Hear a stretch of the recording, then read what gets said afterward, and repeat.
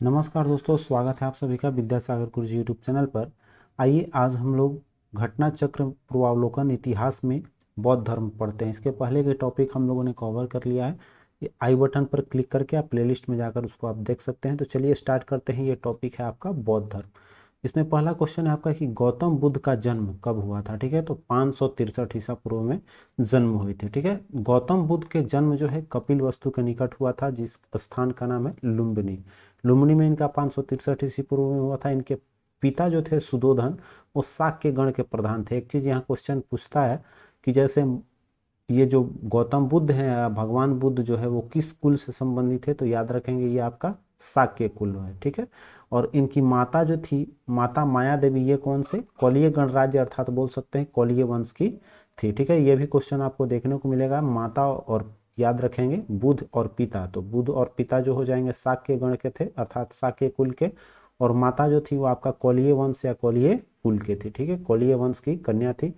29 वर्ष की अवस्था में इन्होंने गृह त्याग किया था, और इस को संज्ञा दी गई थी अर्थात इस क्रिया को बोला गया था महाभिनिष्क्रमण। ठीक है, गौतम बुद्ध के गृह त्याग को बोला गया है महाभिनिष्क्रमण। वही क्वेश्चन आपका 2 नंबर क्वेश्चन पूछ रहा है कि बुद्ध के जीवनी के किस घटना को महाभिनिष्क्रमण के रूप में जाना जाता है। तो इसी घटना को हम लोगों ने ऊपर देखा है कि महाभिनिष्क्रमण की उपाधि दी गई थी। तो आंसर आपका महाभिनिष्क्रमण किसका हो जाएगा, गृह त्याग का हो जाएगा। ठीक है, सी आंसर करेक्ट हो जाएगी।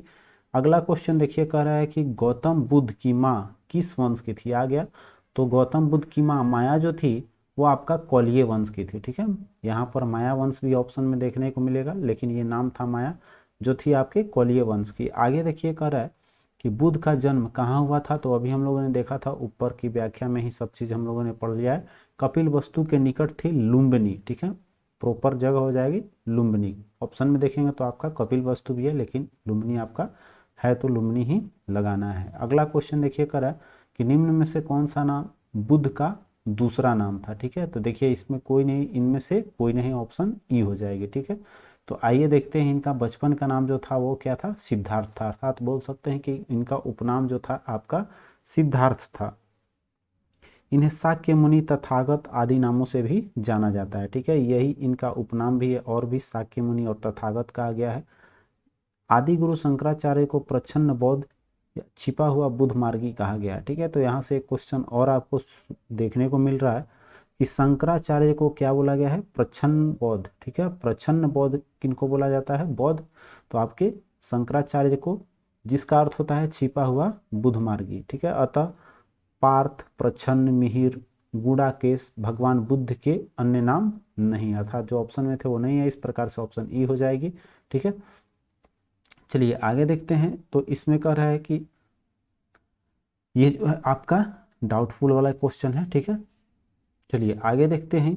कह रहा है कि निम्नलिखित में से किस राजवंश के अभिलेख से इस परंपरा का समर्थन होता है कि लुम्बिनी जो है वो आपका शाक्य मुनि बुद्ध का जन्म स्थान था। ठीक है, तो ये देखिए आपका किस बार इस अभिलेख किससे आपको पता चलेगा, तो मौर्य वंश के अभिलेख में। ठीक है, शाक्य मुनि जो है वो बुद्ध का जन्म स्थान था। ठीक है, लुम्बिनी आइए देखते हैं।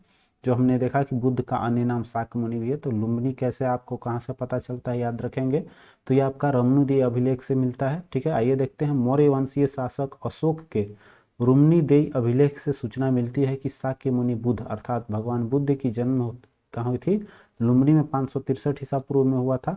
इस अभिलेख के अनुसार अशोक राज्याभिषेक के 20 वर्ष बाद यहाँ आया था, और उसने उस स्थान की पूजा की थी जहाँ शाक्य मुनि बुद्ध का जन्म हुआ था। साथ ही इस अभिलेख में और क्या है, लुम्बिनी के बुद्ध का जन्म स्थल होने के कारण इसे कर छूट प्रदान करने की घोषणा भी की गई थी। अर्थात जो आपका रमणीय अभिलेख है उसी में आपका एक चर्चा सुनने को मिलती है कि अशोक जो है लुम्बिनी के अर्थात कपिल वस्तु के जो भी क्षेत्र थे वहाँ से टैक्स नहीं लेता था वो। ठीक है, तो ये भी आपका रमणीय अभिलेख से ही मिलता है। आइए अगला क्वेश्चन देखते हैं। कह कि निम्नलिखित में से कौन एक अशोक का अभिलेख इस परंपरा की पुष्टि करता है कि गौतम बुद्ध का जन्म जो है आपका लुम्बिनी में हुआ था। तो अभी हमने देखा रमणीय स्तंभ अभिलेख से आपका जानकारी मिलती है, सेम टू सेम ऊपर वाला ही व्याख्या रहेगा। अगला क्वेश्चन देखिए, कह रहा है कि निम्नलिखित में से किस राजा के एक अभिलेख से सूचना मिलती है कि शाक्य मुनि बुद्ध का जन्म लुम्बिनी में हुआ था। अभी हम लोगों ने देखा था ये रमणीय किसका अभिलेख है, तो आपका अशोक का, मौर्य शासक अशोक हो जाएगा। ठीक, आइए अगला देखिए करा है महात्मा बुद्ध का महापरिनिर्वाण कहाँ हुआ था। ठीक है, महापरिनिर्वाण किस किस चीज के लिए संज्ञा दी गई थी, तो मृत्यु जब हुआ था तो उसको बोला गया है बौद्ध धर्म में महापरिनिर्वाण। ठीक है, तो ये आपका कहाँ हुआ था, महात्मा बुद्ध की मृत्यु कुशीनगर हो जाएगी। ठीक है, आइए देखते हैं बौद्ध धर्म का प्रचार करते हुए महात्मा बुद्ध मल्लों की राजधानी कहाँ, पावापुरी पहुंचे। पावा आपका जहाँ वे चुंद नामक लुहार की आम्रवाटिका में ठहरे थे। उसने बुद्ध को शुक्र माधव खाने को दिया, इससे उन्हें रक्त अतिसार हो गया और भयानक पीड़ा उत्पन्न हुई। इसके वेदना के बाद भी वे कुशीनारा जो आपका मल्ल गणराज्य की राजधानी थी, ठीक है, वहाँ पर इनकी पहुँचे और 80 वर्ष की अवस्था में जाकर इनकी मृत्यु हो गई। ठीक है, तो यहाँ पर एक चीज़ ध्यान रखेंगे, कुशीनगर, कुशीनारा या कुशीनगर जो क्या किसका राजधानी है, आपका मल्ल की थी। जहाँ पर इनका मृत्यु कब होती है तो 483 ईसा पूर्व में, और इसी बौद्ध ग्रंथ में इसी घटना को महापरिनिर्वाण कहा गया। ठीक है, अर्थात शरीर त्याग को क्या बोला गया है, महापरिनिर्वाण। अगला क्वेश्चन देखिए करा है गौतम बुद्ध का महापरिनिर्वाण जिस राज्य में हुआ था वो कौन सा था। अभी हम लोगों ने देखा कुशीनारा आपका किसका राजधानी था, मल्ल का। ठीक है, तो कौन सा राज्य हो जाएगा, मल्ल। अगला क्वेश्चन देखिए महात्मा बुद्ध का महापरिनिर्वाण किसके गणतंत्र में हुआ था, तो अभी देखा मल्लों के, आपका मल्लों के राजधानी में हुई थी, राज्य मल्ल राज्य की राजधानी कुशीनारा में। आगे देखिए करा है कि गौतम बुद्ध ने किस स्थान पर निर्वाण प्राप्त किया था, तो अभी हम लोगों ने देखा, यहाँ देखिए हालांकि इस क्वेश्चन में निर्वाण प्राप्त किया डाउट है, लेकिन हम लोग कुशीनारा के बारे में अभी हम लोगों ने देखा, तो उसकी चर्चा कर लेते हैं, व्याख्या में ये क्या कह रहा है। ठीक है, आइए पढ़ते हैं। कह रहा है कि बौद्ध धर्म में सांसारिक दुखों से मुक्ति या दुख निरोध के निर्वाण माना गया है। ये निर्वाण शब्द जो है, निर्वाण का अर्थ ही यहाँ बदल गया है, उसको बोला जाता है महापरिनिर्वाण। नीचे देख सकते हैं महापरिनिर्वाण बौद्ध धर्म में है, जो आपका मृत्यु को बोला गया है, शरीर त्याग को बोला गया है, जो आपका कुशीनारा में हुआ था। लेकिन यहाँ पर क्वेश्चन में है आपका, एक बार क्वेश्चन की ओर आते हैं तो देखेंगे कि यहाँ किस स्थान पर निर्वाण प्राप्त हुआ था। महापरिनिर्वाण का बात नहीं किया गया, इसलिए शब्द के चलते इसका आंसर कुशीनारा ही होना चाहिए। महापरिनिर्वाण आपका आंसर नहीं शो कर रहा है। ठीक है, तो यहाँ देखिए कह रहा है कि बौद्ध धर्म में सांसारिक दुखों से मुक्ति निरोध को ही क्या माना गया, निर्वाण। निर्वाण का मतलब ये हुआ। अब कह रहा है बुद्ध को सांसारिक दुखों से मुक्ति यानी कि निर्वाण ज्ञान प्राप्ति के समय प्राप्त हुआ, जो कि बोध गया में हुआ था। ठीक है, तो ये इनको तो ज्ञान की प्राप्ति वही बोध गया में ही हुआ था, तो बोध गया ऑप्शन में है नहीं, इसलिए ऑप्शन दिया नहीं है, लेकिन वहाँ पर महापरिनिर्वाण होना चाहिए था, तो आपका कुशीनारा आंसर हो सकती है। अगला क्वेश्चन देखिए कर महापरिनिर्वाण मंदिर कहाँ पर अवस्थित है, तो इनकी मृत्यु हुई कुशीनगर अर्थात कुशीनारा में, महापरिनिर्वाण मंदिर वहीं बनाया गया।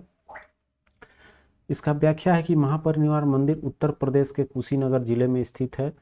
मंदिर में स्थापित भगवान बुद्ध की मूर्ति 1876 में उत्खनन के द्वारा प्राप्त की गई थी। महापरिनिर्वाण मंदिर विश्व के बौद्ध धर्म के सबसे पवित्र मंदिरों में से एक माना जाता है। ठीक है, चलिए अगला क्वेश्चन है, ये करें निम्नलिखित में से निम्नलिखित राज्यों में किसका संबंध बुद्ध के जीवन से था। ठीक है, तो यहाँ पर देखिए बुद्ध के जीवन से आपका केवल कोसल और मगध दे रहा है। ठीक है, कोसल और मगध ये दो राज्य जो थे ये बुद्ध से संबंधित किस तरह से है, आइए देखते हैं। आपका कह रहा है कि कोसल और मगध ये दो महाजनपदों का संबंध बुद्ध के जीवन से था। गौतम बुद्ध ने अपनी शिक्षा का प्रचार प्रसार मगध में किया था और कौशल में भी किया था, और भ्रमण भी किया था आपका दोनों राज्य में। ठीक है, अगला देखिए कह रहा है कि गौतम बुद्ध द्वारा अपने धर्म में दीक्षित किए जाने वाले अंतिम व्यक्ति कौन थे। ठीक है, तो सुभद्र जो थे वो अंतिम इनको ज्ञान दिए थे, अर्थात अंतिम शिष्य बोल सकते हैं या अंतिम व्यक्ति बोल सकते हैं। कौन थे आपके, सुभद्र। ठीक है, आया हुआ क्वेश्चन है आपका 2013 यूपीपीसीएस में। आइए आपका व्याख्या देखते हैं। अपने जीवन के अंतिम वर्ष में गौतम बुद्ध अपने शिष्य चुंद के यहाँ पावा पहुँचे थे। यहाँ शुक्र माधव भोज्य सामग्री खाने से वे अतिसार रोग से पीड़ित हो गए, फिर वे पावा से कुशीनगर चले गए। यहीं पर इनकी अपना अंतिम उपदेश सुभद्र को दिए थे, कहाँ, कुशीनगर में। ठीक है, अब यहीं पर इनकी मृत्यु हुई। आगे देखिए कह रहा है कि बुद्ध द्वारा रूपांतरित निम्न व्यक्तियों में से कौन सा अंतिम था। ठीक है, तो अंतिम अभी हम लोगों ने देखा कि किसको थे दिए थे उपदेश, सुभद्र, अर्थात ऑप्शन में सुभद्र है, इसी को हम लोग टिक लगाएंगे। अगला देखिए बुद्ध ने अपने जीवन की अंतिम वर्षा ऋतु कहाँ बिताई थी। वीवीआई क्वेश्चन है, बहुत क्वेश्चन ये आया हुआ, हर तरह के एग्जाम में आया हुआ है, तो अंतिम वर्षा ऋतु अगर पूछेगा तो आपका कहाँ हो जाएगा, वैशाली। और अधिकांश पूछेगा तो आपका श्रावस्ती होती है, ठीक है। इस चीज़ को ध्यान रखेंगे, अंतिम वर्षा ऋतु अंतिम कहाँ हो जाएगी, वैशाली में, ठीक। आगे क्वेश्चन देखते हैं। कह रहा है कि महापरिनिर्वाण सूत्र से उनके जीवन में विविध आयामों एवं काल्य का निर्धारण किया जाता है, जिसके अनुसार बुद्ध ने अपने जीवन की अंतिम वर्षा ऋतु कहाँ, वैशाली में बिताई है। निम्नलिखित में से कौन सा एक मत के निर्माण की अवधारणा की सर्वश्रेष्ठ व्याख्या करता है, ठीक है। आइए यहाँ पर देखते हैं। ऑप्शन कह रहा है कि तृष्णा रूपी अग्नि का समन, ये जो है आपका करेक्ट आंसर है। ये है आपका बुद्ध मत में निर्माण की अवधारणा, ठीक है। अर्थात निर्वाण शब्द जो है वो उसका सर्वश्रेष्ठ अर्थ क्या होता है, तो तृष्णा रूपी अग्नि का समन हो जाना ही निर्वाण कहलाता है। आइए इसकी व्याख्या देखते हैं। तो बुद्ध के निर्वाण को मन की उस परम शांति के रूप में वर्णित किया गया है, निर्वाण को जो तृष्णा, क्रोध और दूसरी विषादकारी मन स्थितियों से परे है। यह शांति तभी प्राप्त होती है जब सभी वर्तमान इच्छाओं के कारण समाप्त हो जाता है, हो जाए और भविष्य में पैदा हो सकने वाली इच्छाओं को जड़ से नाश हो सके। निर्वाण में तृष्ण और द्वेष के कारण जड़ समाप्त हो जाने हैं, जिससे मनुष्य सभी प्रकार के कष्टों या दुखों या संसार में पुनर्जन्म के चक्र से छूट जाता है, जिसे कह सकते हैं कि विकल्प एक जो है आपका सही आंसर है, ठीक है। महात्मा बुद्ध ने ही कहा था कि ये जो इंसान की इच्छा है यही दुख का कारण बनता है। तो इससे आपको लग सकता है कि इसमें क्या है, देखेंगे तृष्णा, क्रोध और दूसरी विषादकारी मन स्थितियों से अलग ही हो जाना आपका निर्वाण कहलाता है, ठीक है। आइए अगला क्वेश्चन बहुत ही वीवीआई क्वेश्चन है आपका, कि अलार कलाम कौन थे, ठीक है। तो अलार कलाम जो थे वो बुद्ध के गुरु थे, ठीक है। जब आपका गृह त्याग किए थे तो उन्होंने, आइए व्याख्या में हम लोग देख लेते हैं। महाविनिष्क्रमण के बाद अर्थात घर से निकलने के बाद ज्ञान की खोज में महात्मा बुद्ध अलार कलाम के आश्रम में पहुंचे और उनसे दीक्षा ली थी। अलार कलाम के आश्रम उन्होंने तपस्या की, किंतु वे संतुष्ट नहीं हुए और अलार कलाम जो है वो सांख्य दर्शन के आचार्य थे। आया और क्वेश्चन है आपका कि अलार कलाम से किस चीज़ की शिक्षा ली थी, तो सांख्य दर्शन की इन्होंने शिक्षा लिया था और अपनी साधना शक्ति के लिए विख्यात थे। अर्थात अलार कलाम बोल सकते हैं किस चीज़ के गुरु थे, सांख्य दर्शन के।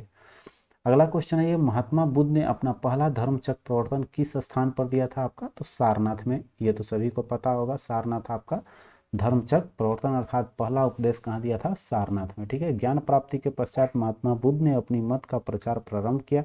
उरुवेला से वे सबसे पहले कहाँ पहुंचे थे, ऋषिपत्तनम, जो वर्तमान में कहाँ है आपका, या यूपी में, याद रखिएगा वाराणसी के निकट में पड़ जाता है आपका ऋषिपत्तनम।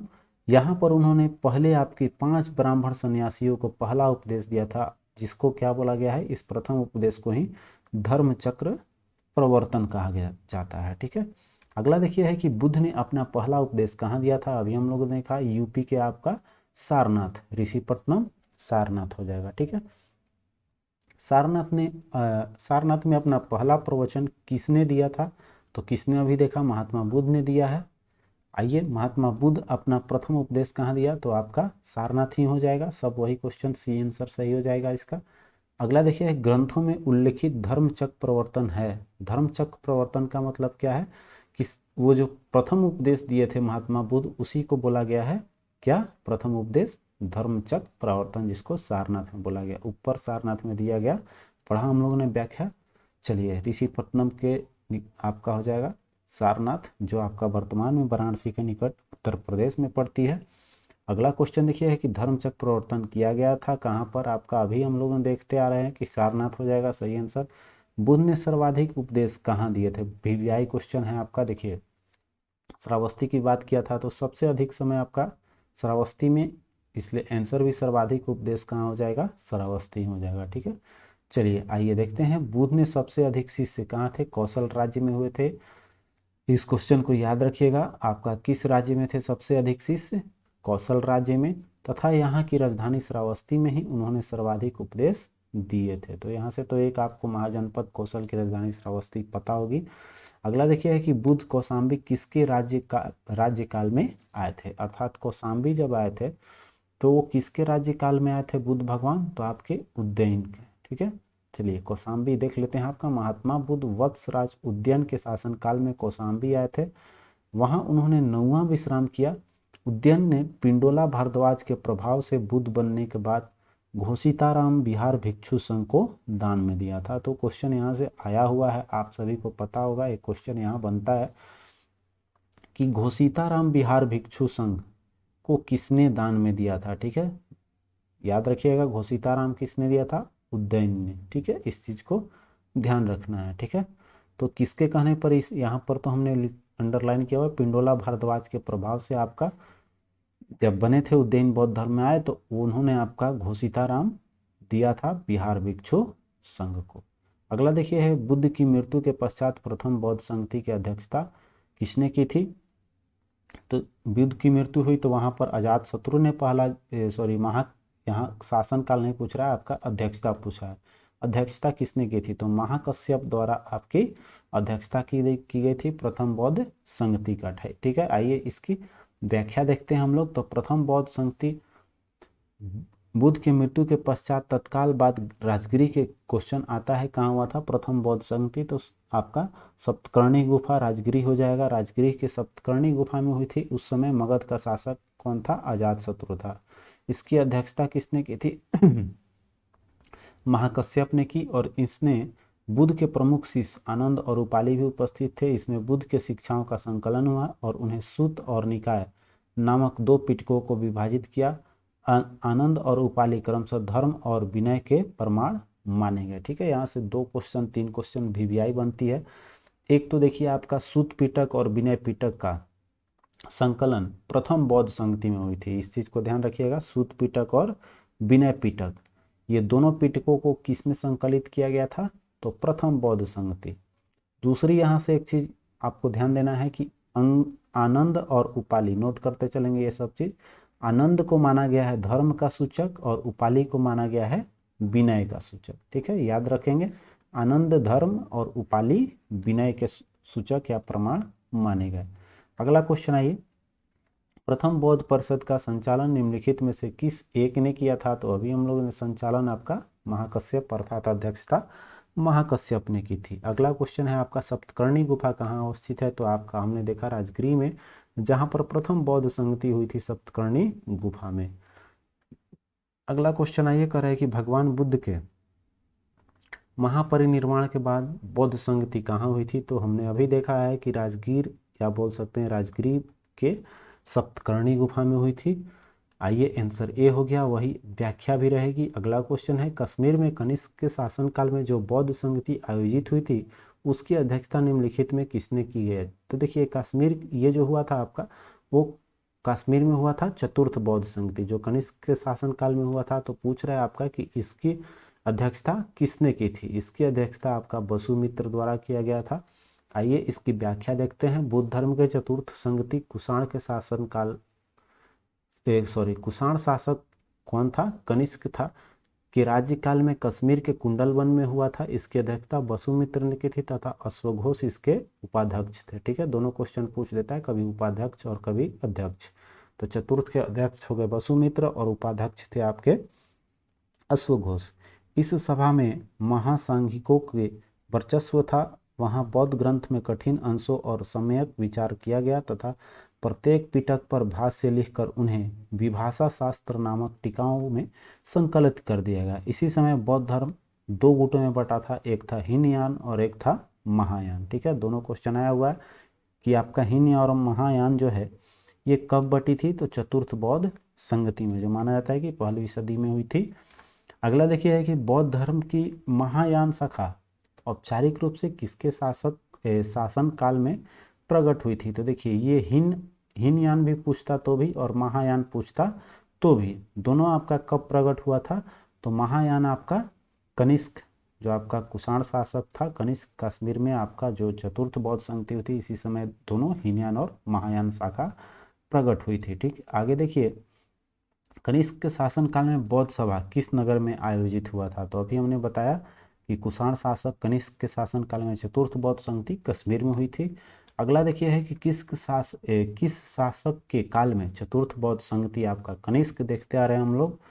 आइए अगला क्वेश्चन है, चतुर्थ बौद्ध संगति हुई थी तो कनिष्क के शासनकाल में हुआ था। ठीक है, पूछ रहा है किसके शासनकाल में, कुषाण शासक कनिष्क के शासनकाल में हुई। ठीक, अगला क्वेश्चन है इनमें से किस शासक ने चतुर्थ बौद्ध संगति कश्मीर में आयोजित की थी। तो अभी वही आंसर आपका हो जाएगी कनिष्क। ठीक है, बढ़ते हैं आगे। निम्नलिखित कथनों पर विचार करना है और देखना है इसमें कौन सा आपका सही है। ठीक है, पूछ रहा है आपका कि कौन सी विशेषताएं इसमें महायान बौद्ध मत की है। ठीक है, तो बुद्ध में देवात्रोपण जो है इसमें माना गया है, बिल्कुल सही है। बौद्धिस्व के पथ पर चलना था, बिल्कुल, ये भी तीनों का तीनों कथन सही है आपका। मूर्ति उपासना और अनुष्ठान तीनों आपका महायान का है। ठीक है, महायान तीनों ऑप्शन आपका 1 2 3 आंसर डी हो जाएगा। अगला क्वेश्चन इसमें देखते हैं, व्याख्या कर रहा है कि आपका महायान बौद्ध मत बुद्ध की लोकोत्तेश्वर सत्ता एवं देवत्व में विश्वास करता था और बुद्ध के अनेक अवतारों एवं रूपों में विश्वास करता है। साथ ही यह बुद्धत्व के मार्ग पर चलने वाले बोधिसत्व कहला, जिसको बुद्ध के मार्ग पर चलने को क्या बोलते हैं, बोधिसत्व। तो बोधिसत्व भी आपका महायान का ही एक बोल सकते हैं कि इसमें बनाया गया है। बोधिसत्व अपनाने की परंपरा जो सभी मानवों की मुक्ति में सहायता करता है। बोधिसत्व के पथ पर चलना और उसके मत में अनुकरणीय कहा गया है। हिंदू धर्म के प्रभाव में बुद्ध में देवत्व का आरोपण के साथ ही अनुष्ठान और मूर्ति पूजा महायान की मुख्य पद्धति बन गई। ये तीनों इसलिए बोल सकते हैं कि सही कथन। आइए अगला क्वेश्चन, कह रहे निम्नलिखित 4 स्थानों में हुई बौद्ध संगति का सही कार्यक्रम नीचे दी गई है। तो पहला आपका कहाँ हुआ था, राजगीर में, तो 2 नंबर आपका आगे हो जाएगा। फिर देखिए राजगीर के बाद आपका दूसरा होता है, दूसरा बौद्ध संगति हुआ कुंडलवन में। ठीक है,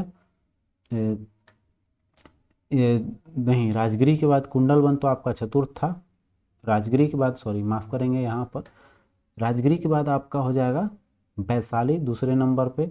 फिर आपका तीसरे पे हुआ था पाटलिपुत्र और चौथे पे हो गया कुंडलवन कश्मीर का। ठीक है, तो ये मिलाएंगे तो 2 1 4 3 2 1 4 3 ऑप्शन डी जो है आपका सही हो जाएगा। ठीक है, आइए इसमें देखते हैं हम लोग कि कब कब हुआ था। तो प्रथम बौद्ध संगति मृत्यु के तत्काल बाद मगध नरेश अजातशत्रु के काल में हुआ था, राजगिरी में आपका सप्तकर्णी गुफा में। द्वितीय जो है वो आपका कालाशोक अजातशत्रु, फिर आपका हो जाएगा कालाशोक, फिर आपका अशोक, उसके बाद फिर आता है कनिष्क का। चारों का शासनकाल देख लिया हम लोगों ने। अब इसमें द्वितीय हम लोग देख लिए कालाशोक। कालाशोक के शासनकाल के मृत्यु के बाद 100 वर्ष बाद वैशाली में हुआ था दूसरा। और तृतीय बौद्ध संगति जो है वो अशोक के शासनकाल में पाटलिपुत्र में हुआ था, जिसका मोगली पुत्र 30 अध्यक्ष थे। तीसरे का याद रखें, 3 से 30 याद रहेगा आप लोगों को ट्रिक के तौर पे, 3 से 30। तो मोगली पुत्र 30 जो थे तृतीय बौद्ध संगति के अध्यक्ष थे। चतुर्थ बौद्ध संगति आपका हमने देखा था, वसुमित्र और अश्वघोष थे चतुर्थ बौद्ध संगति के। वसुमित्र अध्यक्ष हो गए और उपाध्यक्ष हो गए अश्वघोष। तो यहाँ पर चतुर्थ बौद्ध संगति कहाँ हुआ था, कश्मीर कुंडलवन के, आपका कश्मीर हो जाएगा। अध्यक्ष वसुमित्र और ये थे उपाध्यक्ष अश्वघोष। आइए अगला क्वेश्चन, द्वितीय बौद्ध समिति का आयोजन कहाँ हुआ था। तो पहला हो गया आपका कहाँ, राजगीर, और दूसरा हो गया वैशाली, तीसरा हो गया पाटलिपुत्र और चौथा हो गया कुंडलवन कश्मीर। आइए अगला, तृतीय बौद्ध संगति अभी हमने बोला पाटलिपुत्र। ठीक है, अगला क्वेश्चन आइए, प्रथम बौद्ध संगति का आयोजन हुआ था कहाँ पर, किसके शासनकाल में। तो पहला अजातशत्रु और दूसरा आपका कालाशोक, तीसरा अशोक और चौथा हो जाएगा कौन सा, कनिष्क के शासनकाल में। ठीक है, आइए अगला देखते हैं, निम्नलिखित में किस नगर में प्रथम बौद्ध सभा का आयोजन की गई थी। तो प्रथम आपका हमने देखा है राजगीर में हुई थी। द्वितीय कहाँ हुई थी, द्वितीय आपका वैशाली में, तृतीय पाटलिपुत्र, चतुर्थ कनिष्क के शासनकाल में कश्मीर कुंडलवन। आइए अगला क्वेश्चन है, निम्न में से किस शासक के द्वितीय बौद्ध सभा का आयोजन किया गया था। तो अभी बताया हमने, प्रथम किसका, अजातशत्रु, दूसरा जो है कालाशोक, तीसरा जो है अशोक, चतुर्थ जो है आपका कनिष्क। ठीक है, तो इसमें द्वितीय पूछा, कालाशोक हो जाएगा। अगला देखिए कर है, बुद्ध के जीवन की 4 महत्वपूर्ण घटनाओं को उनके संबंध 4 स्थान दिए गए, इसमें सुमेलित करना है। इसमें आपका 4 घटनाएं दी गई है, चारों का आपका स्तंभ 1 से स्तंभ 2 में अंकित जो है उसको सुमेलित करना है। देखिए जन्म कहाँ हुआ था, तो जन्म इनका लुम्बिनी में हो जाएगा, कपिलवस्तु लुम्बिनी, ठीक है। ज्ञान की प्राप्ति इनको बोध गया में हुआ। प्रथम प्रवचन आपका कहाँ दिए थे, बनारस के नज़दीक सारनाथ में। निधन हो गया इनका मल की राजधानी कुशीनारा या कुशीनगर में, ठीक है। तो इस तरह से मिलाएंगे ऑप्शन, देखिए तो 3 फिर आपका 2 फिर 1 3 2 1 4, ठीक है। ऑप्शन सी जो है आपका दे रहा है। आइए अगला क्वेश्चन देखिए, इसमें व्याख्या देख लीजिए। कर महात्मा बुद्ध का जन्म 563 ईसा पूर्व में कपिलवस्तु के समीप कहाँ हुआ था, लुम्बिनी में, हमने बात किया। बोध गया के बैसाख पूर्णिमा की रात में, ठीक है। ये भी क्वेश्चन आता है किस पूर्णिमा को, तो बैसाख की पूर्णिमा थी। बोध गया कि बैसाख पूर्णिमा की रात को उनका ज्ञान की प्राप्ति हुआ था, जन्म भी इसी टाइम और मरे भी थे आपके इसी दिन, ठीक है। तो इसमें बैसाख पूर्णिमा बशर्ते याद रखना है। अब कह रहा है कि काशी के ऋषिपत्नम जो आपका सारनाथ के नज़दीक है, उन्हें प्रथम उपदेश दिया था जिसको धर्मचक्र प्रवर्तन कहा गया, और कुशीनारा में उनकी मृत्यु हुई थी जिसको महापरिनिर्वाण बोला गया है, ठीक है, कहा गया है। अगला क्वेश्चन है कि भारतीय कला में बौद्ध के जीवन के किस घटना का चित्रण मृग सहित चक्र द्वारा किया गया है, ठीक है। बहुत अच्छा क्वेश्चन है आपका। तो ये जो प्रथम उपदेश है उसमें मृग सहित चक्र का, आइए इनमें कुछ कुछ व्याख्या देख लेते हैं, इसमें शायद देखने को मिल जाए। तो इसमें हम लोग का जैसे घोड़ा है किसका प्रतीक माना गया है, कमल है किसका प्रतीक माना गया है, ये सब क्वेश्चन कभी कभी पूछ देता है, ठीक है। जिसमें कि आपका एक क्वेश्चन आया हुआ है यूपीपीसीएस में, मेंस का क्वेश्चन है कि मृग सहित चक्र किसका आपका है, ये किस चीज का प्रतीक है या किस घटना का चित्रण किया गया है। तो प्रथम उपदेश के लिए आपका याद रखेंगे मृग सहित चक्र है, ठीक। इसमें नहीं दिया है, चलिए आगे शायद देखने को मिले। भारतीय कला में बौद्ध के जीवन में प्रथम उपदेश का चित्रण जो है मृग सहित चक्र द्वारा किया गया है। बुद्ध ने अपना प्रथम उपदेश कहाँ दिया था, सारनाथ में मृगदाव अर्थात हिरण वन में दिया था, जो हम लोग बात करते थे आपका सारनाथ के यहाँ पर एक जो पार्क हम लोग बोलते हैं आज के दुनिया में, तो वही है आपका हिरण वन, ठीक है। हिरण वन, हरिण वन, इसी को बोला गया हिरण या हरिण, हरिण शब्द भी यूज होता है, वही है मृग। तो मृगदाव जिसको बोला गया है हरिण वन, ठीक है। यहाँ पर सारनाथ में उपदेश दिए थे। आइए अगला क्वेश्चन है, सूची 1 को सूची 2 से सम्मिलित कीजिए। इसमें देखिए पहला चिन्ह है और दूसरा अर्थ है। आगे आपका क्वेश्चन वही, जैसे कि हमने बात किया था कि घोड़ा जो था वो किस चीज का आपका था, तो यहाँ पर त्याग का, ठीक है, गृह त्याग किए थे तो वो घोड़ा हो गया। कमल जो था वो इनका जन्म का था, ठीक है। कोई चीज़ खिलता है नया नया चीज़, तो ये हो गया आपका। अब देखिए बोधि जो है वो किस चीज़ का है, तो ये हो गया आपका बौद्ध। महाबोधि जो है वो बुद्ध भगवान की जो ज्ञान की प्राप्ति हुई थी उसको बोधि वृक्ष बोला गया, जिसको महाबोधि बोलते हैं। और प्रथम प्रवचन को क्या बोला गया, धर्मचक्र प्रवर्तन। तो इस तरह से मिला लेते हैं हम लोग, देखते हैं। तो ए का 4 4, बी का 2 4 2, ऑप्शन डी में दिख रहा है 4 2 1 3, ठीक है। ऑप्शन डी जो है आपका 4 2 1 3 सही हो जाएगा, ठीक। डी ऑप्शन ही दे रहा है। चलिए जन्म का कमल, प्रथम को धर्मचक्र प्रवर्तन बोला गया, प्रथम प्रवचन। महाबोधि जो है वो बोधि वृक्ष जहाँ ज्ञान की प्राप्ति हुई, और गृह त्याग घोड़ा का संकेत माना गया, ठीक है।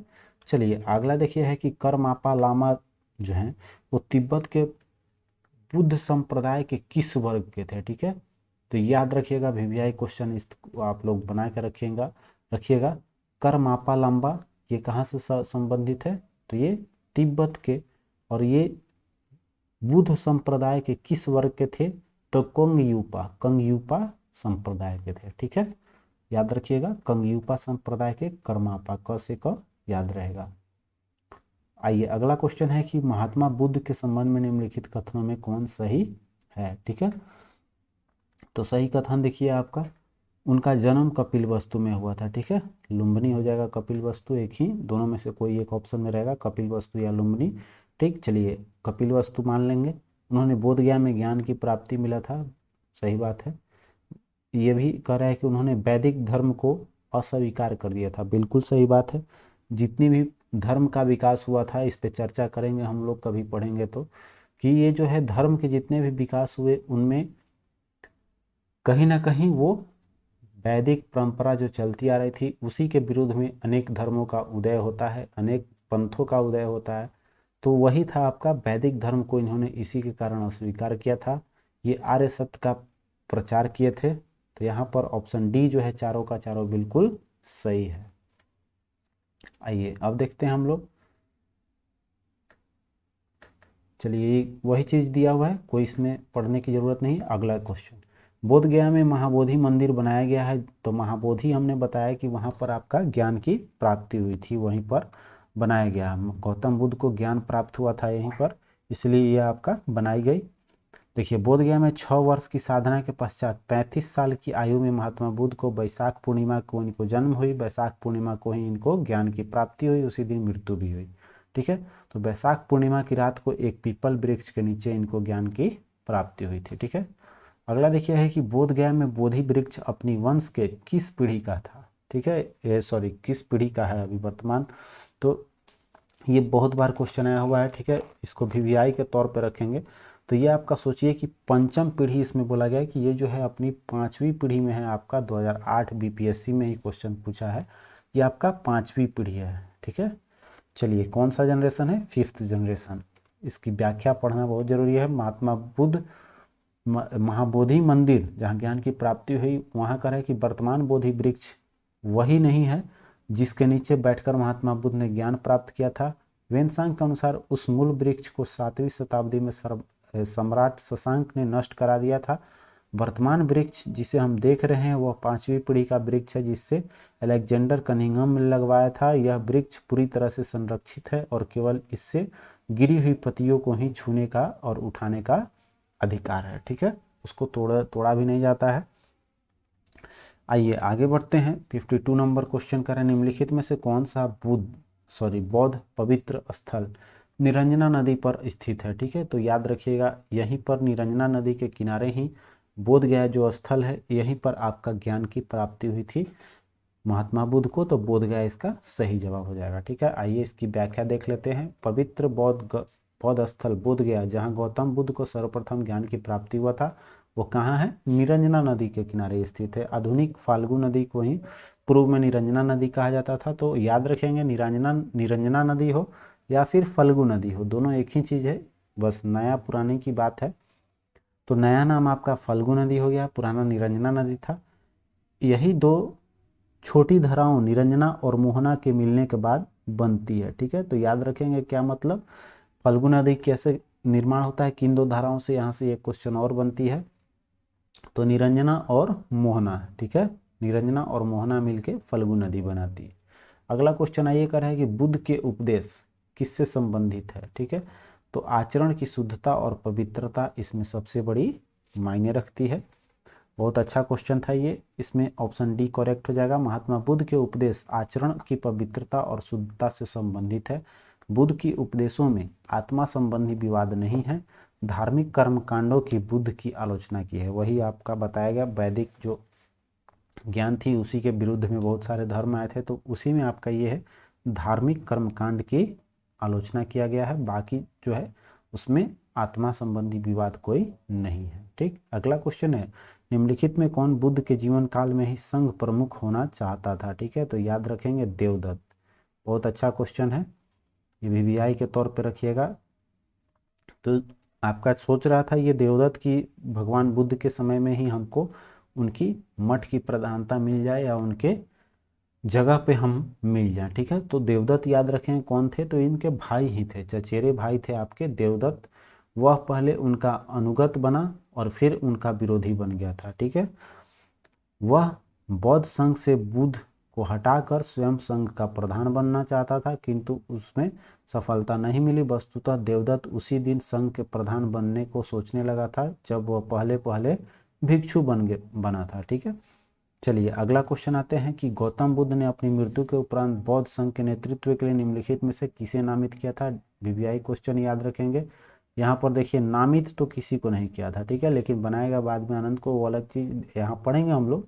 आइए व्याख्या देखते हैं। तो इनमें से कोई नहीं, याद रखेंगे। क्वेश्चन क्या कर रहा है कि महात्मा बुद्ध ने अपनी मृत्यु के उपरांत बौद्ध संघ के नेतृत्व के निम्नलिखित में किसे नामित किया था, अर्थात महात्मा बुद्ध ने खुद किसी को नामित किया था कि नहीं। ठीक है, आइए यहाँ पर हम लोग पढ़ते हैं।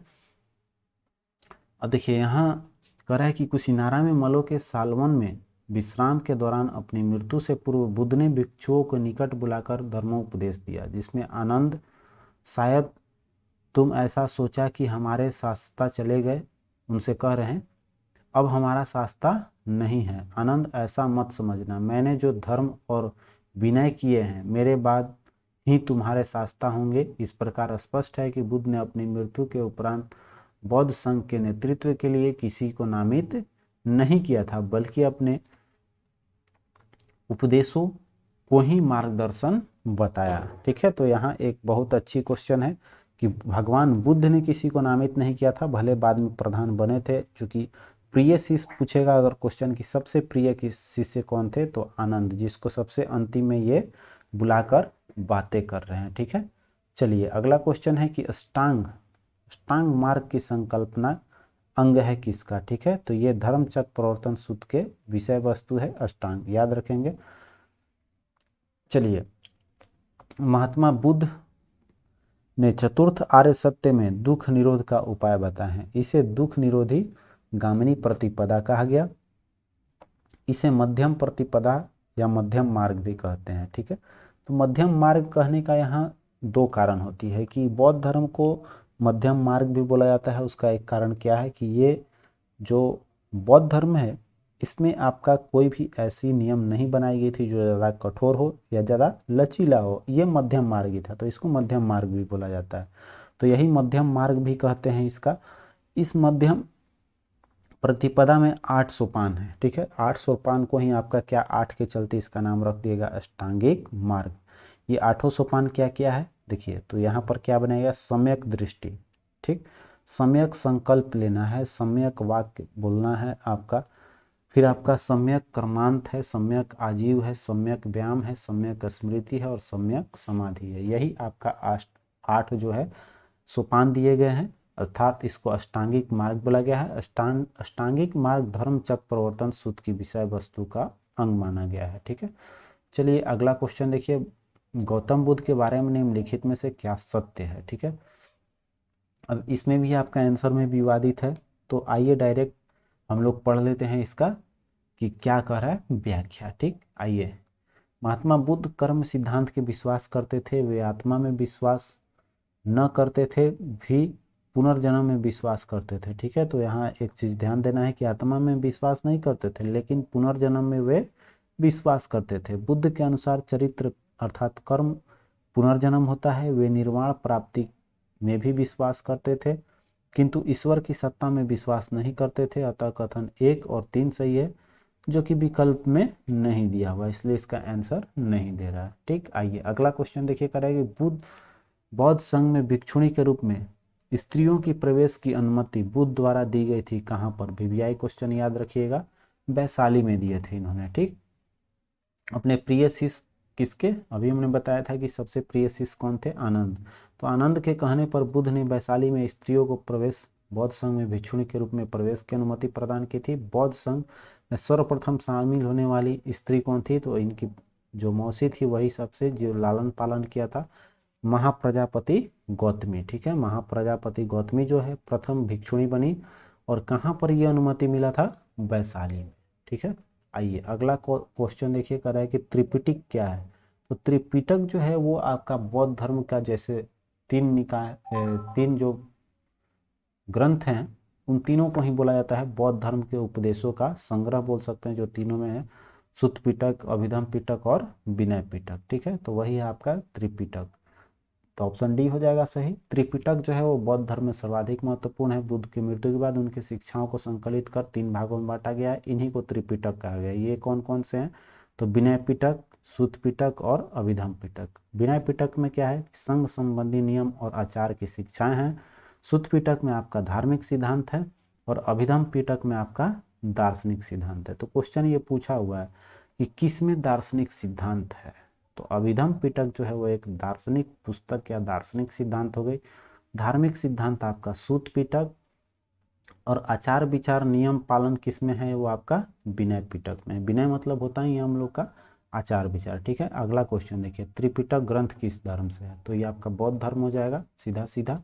ठीक है, आइए अगला क्वेश्चन है, त्रिपिटक किसकी धार्मिक पुस्तक है, तो बौद्धों की, बौद्ध धर्म हो जाएगी डी ऑप्शन। अगला क्वेश्चन है कि त्रिपिटक निम्नलिखित में से किससे संबंधित है, तो ये भी आंसर आपका बौद्धों से हो जाएगा, ऑप्शन बी करेक्ट हो जाएगा। चलिए अगला क्वेश्चन देखते हैं फटाफट से। निम्नलिखित में से किस बौद्ध ग्रंथ में संघ जीवन के नियम, अभी हमने बताया कि नियम संबंधी चीज रहने का, आचरण का किस में है, विनय में है, वही है रहने कैसे रहा जाता है। ठीक है, आइए अगला क्वेश्चन बहुत अच्छा दिख रहा है आपका, यमक बुद्ध पिटक से संबंधित है। यमक जो है वो किस पिटक से संबंधित है, तो अभिधम पिटक। ठीक है, चलिए कह रहा है कि अभिधम पिटक में क्या है, दार्शनिक चीजों का संकलन है, अभी हमने बात किया था। दार्शनिक सिद्धांतों का संग्रह मिलता है, यह प्रश्नोत्तर के रूप में है। तो यहाँ से एक क्वेश्चन और बनता है कि प्रश्नोत्तर के रूप में कौन सा पिटक है, तो अभिधम पिटक। ठीक है, अभिधम में के अंतर्गत 7 ग्रंथ सम्मिलित हैं, धम्म संगणी, विभंग, धातु कथा, युगल पंची, कथावक्तु, यमक और पट्टान। तो उसी में से पूछा है आपका यमक जो है वो आपका बुद्ध पिटक से, कौन से बुद्ध पिटक से संबंधित है। ठीक है, तो ये आपका 7 ग्रंथ इसमें सम्मिलित हैं, उसी 7 ग्रंथ में यमक जो है एक अभिधम पिटक का अंतर्गत है। ठीक है, आइए अगला कह रहा है कि निम्न में से किस बौद्ध साहित्य में महात्मा बुद्ध के नैतिक एवं सिद्धांत सब संबंधित प्रवचन संकलित है। ठीक है, तो ये हो जाएगा आपका सूत पिटक में। ठीक है, सूत पिटक जो है वो महात्मा बुद्ध के नैतिक और सिद्धांत सब कहाँ रखा गया है, सूत पिटक। आइए जो धर्म से रिलेट करता है, सूत पिटक महात्मा बुद्ध के नैतिक और सिद्धांत संबंधित प्रवचन संकलित है, अर्थात इसमें महात्मा बुद्ध के सिद्धांत, अभी बात हुआ सिद्धांत और उपदेश संग्रह है, तो याद रखिएगा सिद्धांत और उपदेश किसमें है, तो सूत पिटक। स से स मिल जाएगा, सिद्धांत और उपदेश सूत पिटक।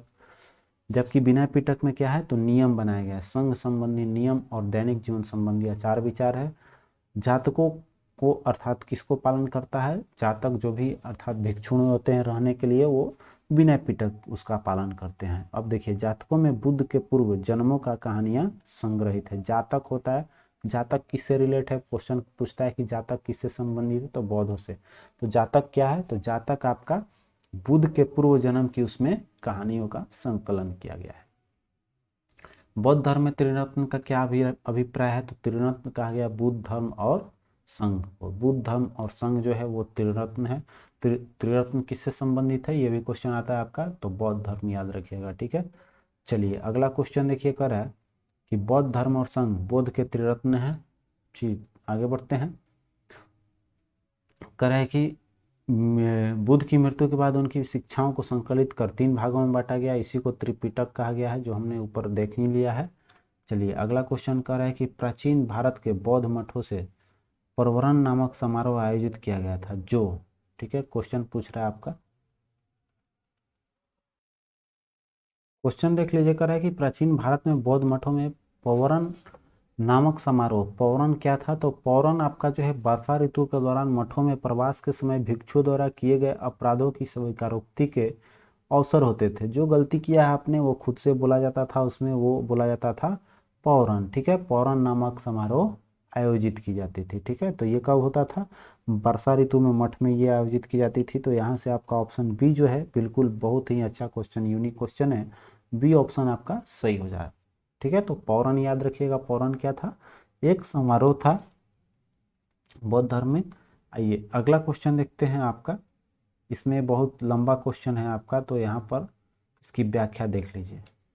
वर्षा ऋतु के समय 4 महीने बौद्ध भिक्षु बौद्ध महाविहारों के निवास करते थे। इस समय धर्म प्रचार के कार्य स्थगित रहता था। वर्षा ऋतु की समाप्ति पर जब पुनः धर्म प्रचार कार्य प्रारंभ होता था तो बौद्ध भिक्षु पौराण नामक समारोह आयोजित करते थे, जिसमें पीछे किए गए कार्यों पर विचार करते हुए आगे की कार्य योजना बनाई जाती थी। इसके अतिरिक्त भिक्षु इस समारोह में अपने द्वारा किए गए अपराधों को स्वीकार करते थे। क्लियर है पौराण क्या है, तो पौराण जो है वो आपका समारोह या जिसमें क्या था कि पीछे किए गए कार्य पर विचार और आगे का कार्य योजना भी बनता था इसी में, और इसमें जो आपने झूठ बोला है उसको स्वीकार किया जाता था कि हमने क्या क्या झूठ काम किया है। ठीक, अगला क्वेश्चन है कि अशोकाराम बिहार निम्नलिखित में से किस स्थान पर स्थित है, तो पाटलिपुत्र में है अशोकाराम बिहार। आइए इसकी व्याख्या देखते हैं कि प्रसिद्ध बौद्ध ग्रंथ महावंश के अनुसार, ठीक है, बौद्ध ग्रंथ महावंश के अनुसार मौर्य शासक अशोक ने पाटलिपुत्र में अशोकाराम, अशोक का है तो अशोकाराम बिहार को निर्मित करवाया था। इस विहार का निर्माण इंद्रगुप्त नामक थेर भिक्षु के निरीक्षण में हुआ था। ठीक है, तो किसने करवाया था, किसके निरीक्षण में, तो थेर भिक्षु था। कौन, आपका इंद्रगुप्त। ठीक है, उसका नाम था इंद्रगुप्त, जो एक थोर भिक्षु था। और देखिए थेर भिक्षु के निरीक्षण में हुआ था। तीसरी बौद्ध संगति अशोक के समय में ही हुआ था। चलिए आगे देखते हैं, जो पाटलिपुत्र में आयोजित हुआ था, तो यहाँ पर एक नाम याद रखेंगे, अशोकाराम विहार, अशोक का हो जाएगा, पाटलिपुत्र में है। विश्व का सबसे ऊंचा कहा जाने वाला विश्व शांति स्तूप बिहार में कहाँ पर अवस्थित है, तो ये आपका विश्व शांति स्तूप आपका कहाँ पर, राजगीर में अवस्थित है। याद रखेंगे, अब विश्व का सबसे ऊंचा स्तूप है। चलिए, बिहार राजगीर की पहाड़ियों जो 400 मीटर की ऊंचाई पर स्थित शांति स्तूप विश्व का सबसे ऊंचा कहे जाने वाला विश्व शांति स्तूप है। अगला क्वेश्चन है कि बुद्ध के 80 फीट की बड़ी प्रतिमा जो बोध गया में है निर्मित की गई थी, ये किनके द्वारा, तो जापानियों के द्वारा ये निर्माण किया गया था, जो 80 फीट की ऊंचाई पर है। ठीक है, इसके बारे में पढ़ लेते हैं कि बुद्ध की 80 फीट ऊंची बोधगया में स्थित प्रतिमा लाल ग्रेनाइट एवं बलुई पत्थरों से निर्मित है, जिसका निर्माण 7 वर्ष का समय लगा था। ये 7 वर्ष में बनाई गई प्रतिमा है। जो कह रहा है, यह प्रतिमा जापान की दाइजोकियो संप्रदाय के सहयोग द्वारा निर्मित की गई थी। अभी इसमें देखिए अप्रोक्सली हमको लगता है 125 क्वेश्चन के आसपास में है क्वेश्चन, टोटल 125 क्वेश्चन होगी। तो हम लोग नेक्स्ट वीडियो में बाकी कर लेंगे। बौद्ध धर्म का हम लोगों ने यहाँ पर 70 क्वेश्चन ही रखते हैं इस वीडियो में। अगले वीडियो में हम लोग देखेंगे क्वेश्चन नंबर 71 से। ठीक है, 71 से यहाँ से हम लोग नेक्स्ट वीडियो में लेकर चलेंगे। तो आज के लिए बस इतना ही, मिलते हैं फिर अगले वीडियो में। तब तक के लिए अपना ख्याल रखेंगे। जय हिंद।